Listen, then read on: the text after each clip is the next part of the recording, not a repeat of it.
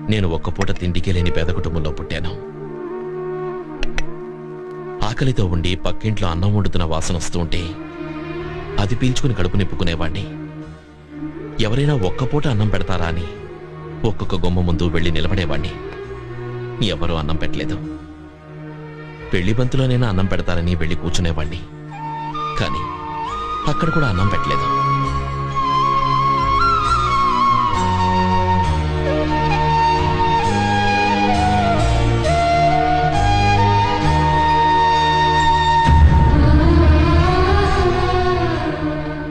అప్పుడు నన్ను ఆదరించింది ఈ రాగి ముద్దే.